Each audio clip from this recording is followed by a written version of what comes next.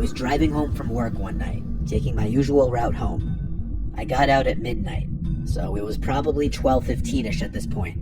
My town is pretty quiet and boring. A lot of woods everywhere, and not a lot of people or houses. I was on this road not far from my house with a cornfield on one side and a patch of woods on the other.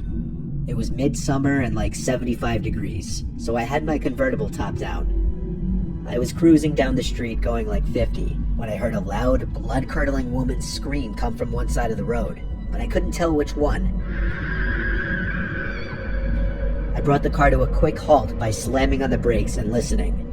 There was a woman's cry from the left side, in the woods. She was crying for help. I got out of my car and grabbed the baton from my back seat.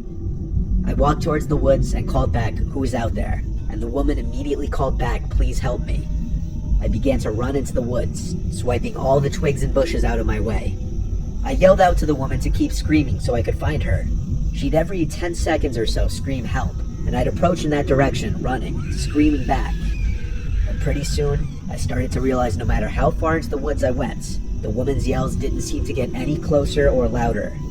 If anything, they were always the same distance, even though I was booking it straight in the direction of the screams.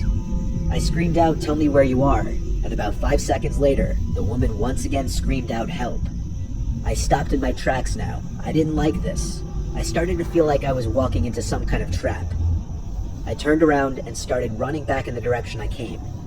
I ran and ran until I could see the flashing headlights of my car on the side of the road beyond the trees.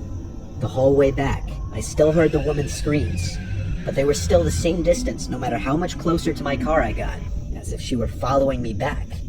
Was I being stalked? I got in my car and just drove out of there, completely freaked out. I called 911 to report it to the authorities in case they'd want to investigate it. I wasn't sticking around there though, I was tired. After telling a few friends and family about the strange encounter, I was ready to move on with my life. But a week later, I saw something on the news that made me sick to my stomach. The dead body of a 30-something-year-old woman was found in the woods by a man hiking with his dog. Oddly, there were no signs of foul play. The location that the body was reported to have been found was the same general area where I heard the screams. While that patch of woods is very big, I can't help but feel that would be a huge coincidence.